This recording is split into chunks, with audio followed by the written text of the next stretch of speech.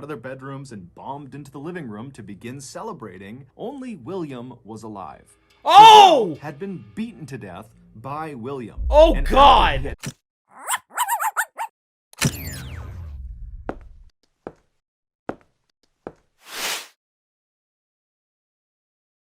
Hey guys, my name's Dan, and today's reaction comes from MrBallen. This girl died horrifically twice? I'm not even sure how that is even remotely possible. It sounds absolutely terrible. But I always look forward to these videos more so because of the fact that he does such a great job at telling these stories to really get you engaged in what's going on. And I would be lying if I didn't say that I was really curious to see what exactly happened here, how it all went down, and probably feeling really terribly afterwards. So before we get into it though, if you enjoy other MrBallen videos, I've reacted to a few others, and if you want to see future reactions that I do, you can go right below this video, click that like button, the subscribe button, and the notification bell, because not only does that let you see past, present, and future reactions that I do, but it also helps my channel out a ton. They can go on over and support MrBallen if you haven't already. I'll leave a link to his channel down in the description. Without any further ado, let's go. 2015, a young man living in Honduras made his way to the local cemetery, and he found his wife's gravesite, and he leaned up against it and he quietly began to cry. Seconds later, something would happen inside of that cemetery that would not only cause the young man to go silent, get up, and start running, but it would also be caught on camera. But before we get into today's stories, if you're a fan of the strange, dark, and mysterious delivered in story format, then you've come to the right place, because that's all we do, and we upload once a week. So if that's of interest to you, please invite the like button to come to the zoo with you, and then cover them in honey and push them into the bear enclosure. Also, please subscribe to our channel and turn on all notifications so you don't miss any of our weekly uploads. Okay, let's get into today's stories. All right. Off to a very bizarre start, but wasn't expecting anything less with that title. In the spring of 2021, 52-year-old Texas resident Karen Davis got married, and then after the ceremony and after the honeymoon, she went through the process of changing her last name from Davis to McBride to match her husband's last name. After the change was done, the last step was to get a new driver's license with the new name on it. So Karen emailed the local DMV, or Department of Motor Vehicles, to set up a time for her to come in and make the change to her license. But after she sent that email, the local DMV immediately emailed Karen back, and they told her that they could not help her with this request until she resolved an issue. Now, they didn't specify what this issue was. However, they very cryptically said it had something to do with the state of Oklahoma.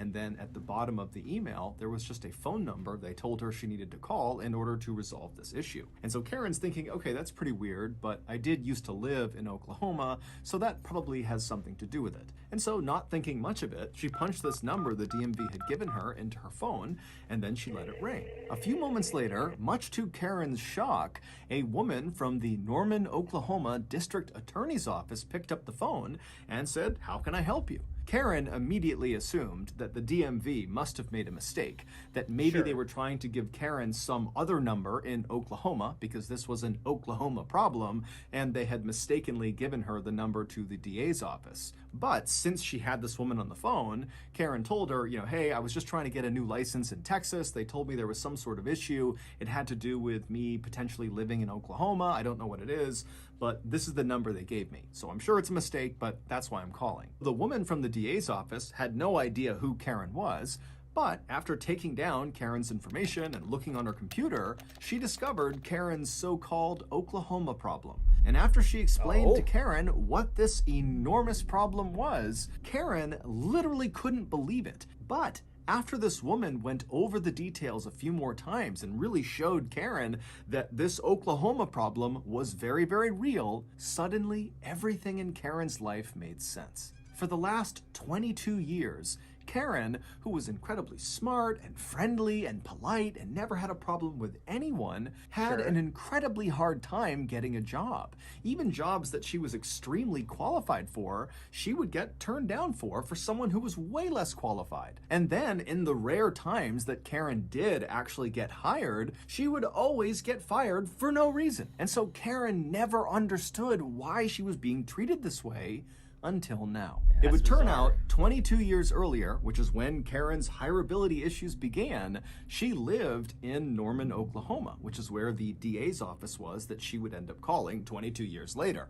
And when she was living in Norman, she lived with a roommate. And this roommate was this nice young man who had a couple of young kids. And one weekend, he went to the local movie store called Movie Place, and he rented the hit 90s movie, Sabrina the Teenage Witch, to watch with his kids. And after he was done watching this movie, he didn't return the VHS tape of Sabrina the Teenage Witch back to Movie Place. Now, normally when this happened, the movie store would just hit the card holder with lots of late fees, which was actually great for the movie store. They made lots and lots of money on individual people that just forgot to return their movies. And if the card holder just continued to hold on to this delinquent movie, at some point the movie store would just hit them with a final fee that basically accounted for the total cost of the VHS tape that they had effectively stolen. And then at that point, the matter was resolved. The cardholder owned the VHS tape, whether they knew it or not, and the movie store simply moved on. But in this case, Movie Place in Norman, Oklahoma, didn't think that was enough.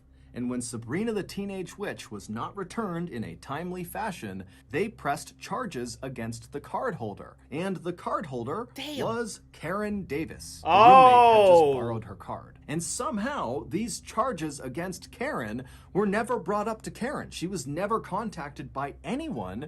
And so for 22 years, she was technically a wanted felon. Meaning, every time one of her employers, either during the interview process or after she was hired, when they would run a criminal background check on her, it would pop up she was wanted for felony embezzlement. And so this was the reason. All because of Sabrina the Teenage Witch. I guess they just really must love Melissa Joan Hart. Kept not getting jobs and kept getting fired from jobs. Since discovering these charges, Karen worked with the Norman, Oklahoma DA's office and got these charges dismissed. Well, that's good at least.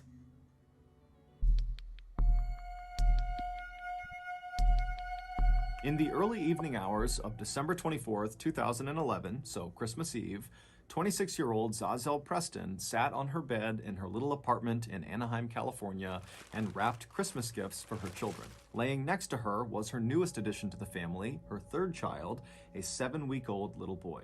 This Christmas was a big deal for Zazel. It was also a big deal for her husband, 30-year-old William Wallace, not only because it was going to be the first Christmas with their new son, but also because this was the first Christmas after Zazel and William had reconciled their relationship. They had been married for the past 3 years, but over those 3 years, their relationship had been very unhealthy and toxic and at times abusive. But earlier that year, when Zazel had discovered that she was pregnant, this baby became kind of like a new anchor point for their relationship. It was like suddenly they could put their differences aside and just focus on raising their kids together. After wrapping her final present, Zazel hopped off the bed, she scooped up her little boy, and then she headed out into the living room where she met up with her husband and her 2 older children, who were little girls aged 3 and 8, and then they all headed outside and went next door to celebrate Christmas Eve at a party with their neighbors.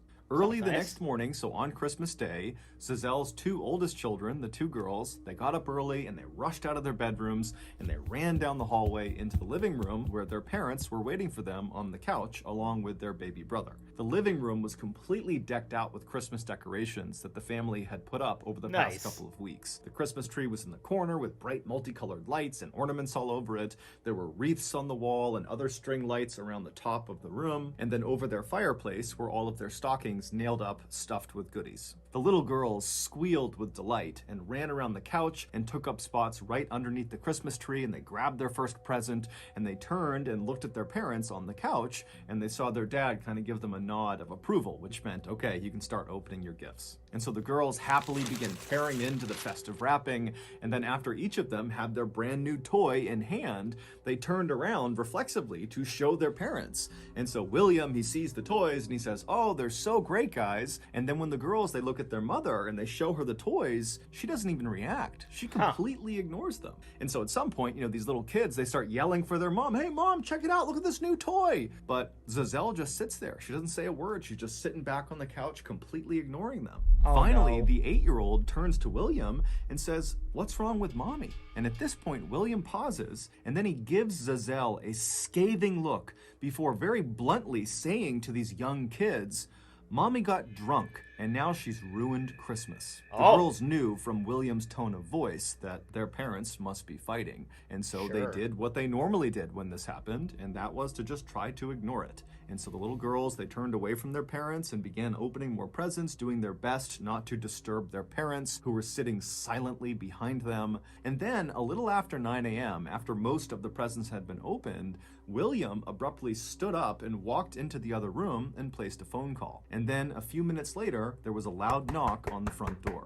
The night before, after Zazelle and William and their kids had left their neighbor's party and come back to their apartment, Zazelle and William had gotten into a vicious fight. And by the time the kids had all gone to bed, the fight between the parents had become very physical. Neighbors would recall late at night on Christmas Eve hearing this very loud commotion coming from Zazelle and William's apartment. Oh, God. And at some point, apparently Zazelle had tried to run out of the apartment, but William had chased after her and hauled her back inside. The sounds coming from their apartment would eventually stop somewhere in the wee hours of Christmas Day. And then as the sun came up on Christmas Day, Zazelle and William had made their way to the couch, and they were sitting there with their 7-week-old baby, waiting for their 2 oldest to wake up and come open presents. Except when their 2 little girls came out of their bedrooms and bombed into the living room to begin celebrating, only William was alive. Zazelle had been beaten to death by William. Oh, and God! He had beaten her to death the night before. I was so afraid of that when he said, oh, why isn't mommy doing anything?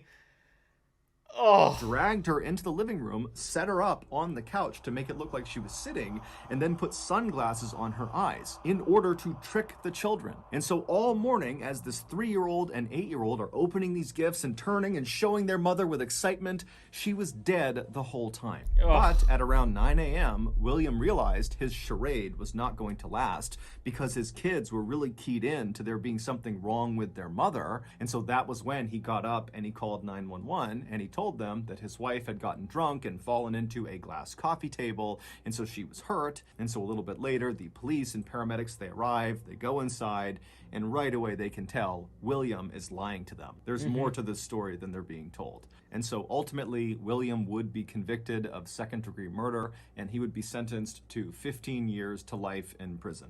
As for Zazelle's 3 children, they are now being looked after by her parents.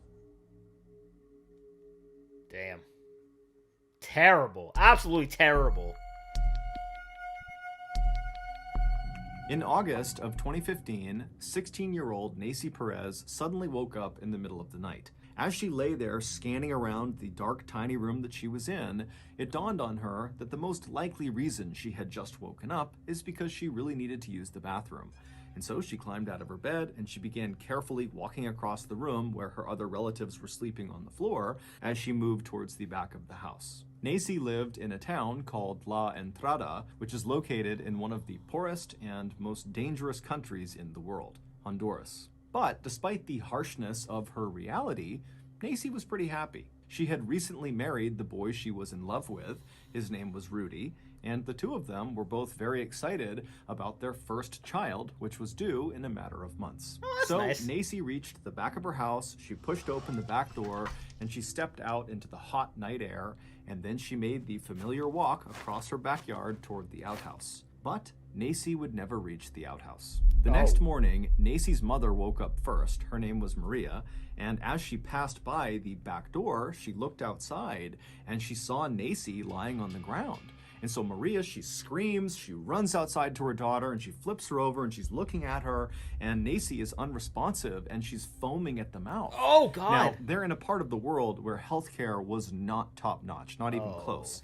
and Honduras is known for being an extremely religious part of the world. And so Maria did not think, oh, I should send my daughter to the hospital or I should call a doctor.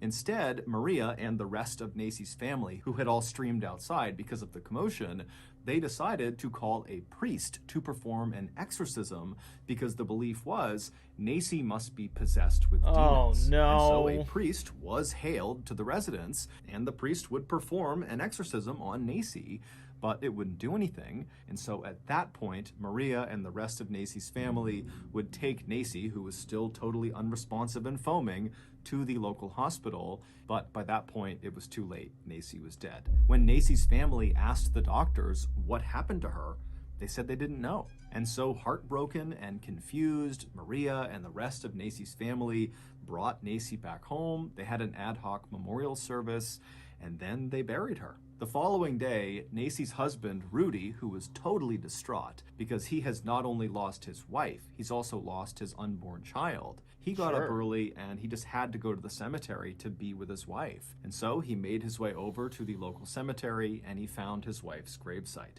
Nacy had not been buried under the earth. Instead, she had been placed into a coffin, and that coffin had been slid into this big hollowed out cement block that was as big as a coffin. And then once the coffin was slid inside, they walled up the opening. So basically her gravesite was this kind of freestanding big cement block. And so Rudy finds Nacy's cement block and he goes up right next to it and he leans up against it and he begins to quietly sob. But just seconds later, he would hear something in that cemetery that would cause him to go completely silent, stand up, and sprint away. The day before, approximately 1 or 2 hours after Nacy's coffin was slid inside of that cement tomb and walled up, Nacy woke up. She was never dead. It's unclear what originally caused Nacy to collapse outside of her house on the way to the outhouse, but the two leading theories are, one, she had a severe panic attack caused by a nearby gunshot, or two, she had a severe episode of cataplexy. Cataplexy is the sudden, uncontrollable loss of muscle function, often brought on by very strong emotions. A mild case could be just having your knees buckle for a second. A severe case, which is what they believe could have happened to Nacy, would result in basically complete paralysis. But whatever the case was, the doctors at the hospital got it wrong. When Nacy was brought to them, she was not dead.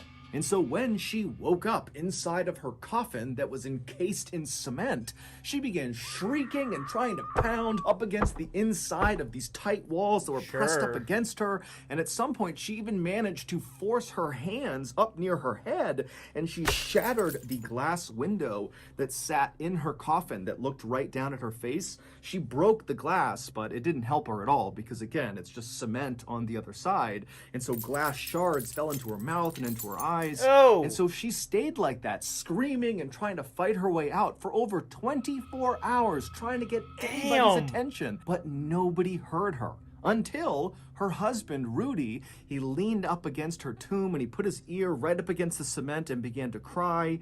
And that's when he heard through the cement the sound of his wife calling out for help. Rudy instantly ran and got help, and he and his family came back, and they broke open the side of this tomb, and they pulled Nacy's coffin out, and even though she was now unresponsive, she had a faint heartbeat. And so they rushed her to the hospital, but by the time she got there, she really had died. Nacy had finally just run out of oxygen, likely within minutes of her husband finally hearing her screams. Wow, that is crazy! So that's going to do it. If you got something out of today's episode and you haven't done this already, please invite the like button to come to the zoo with you and then cover them in honey and push them into the bear enclosure. Also, please subscribe to our channel and turn on all notifications so you don't miss our weekly upload. We now have a podcast called the MrBallen Podcast that puts out brand new, never before heard podcast exclusive stories on Monday mornings. And then on Thursdays, we put out the remastered I think audio. We're good here. Holy crap, man. That is absolutely insane. I think this is the first one of these videos that I've reacted to where there are multiple stories. All of them just so freaking bizarre. The first one with all the late fees and them being really possessive and just really over the top with the Sabrina the Teenage Witch tape for some reason. And then you had the kids finding their mother dead on Christmas morning. That is the last present I think any kid would want. And then you had this last one here that was just, man, I can't even begin to even comprehend what I just heard. Like, I didn't even know any of that was even a thing. Like, for all intents and purposes, I guess she just seemed dead. And nobody seemed to want to check, like, a heartbeat or anything like that. And then she died due to lack of oxygen. She just suffocated. That's, man, there are horrible ways to die, and there are suffocating to death, which is probably one of the most horrible ways that you can go. Man, I feel so bad for her, obviously, and so bad for her entire family. Just, oh. So that's going to do it for me here. But before I go, though, I'm going to give a huge shout out to all of my $5 and up supporters on Patreon. Marvin Espinoza, Cruising, Wolverine 310, Multi-Disturb 666, Jordan Bird, Lauren Davenport, Capster Cronich, Amber K, Raymond Bright, Joshi, Chris Curtis, Angel Centillon, Gagadi Chima, and Santiago. And if you too like to have your name read at each and every one of my videos, plus many other fun goodies, maybe have me react to a past MrBallen video or two, please head on over to patreon.com/Reactor. Link will be right there. And in the description, you can right below this video, click the join button there, or head right over my channel page and click that join button there. And if you'd like to have an easier way to get in contact with me, you can head on over and join the channel Discord, where you can chat with others about different reactions that I've done, or find out a little bit more about me. And with that being said, comment down below. Let me know which one of these stories that you thought was the craziest. Please leave a like if you enjoyed. Also want to see past reactions I've done to other MrBallen videos. I got a nice playlist right over there for you. Share this video. Subscribe yet subscribed already. Ring notification bell because I put new videos every single day. And I'll see you guys next time.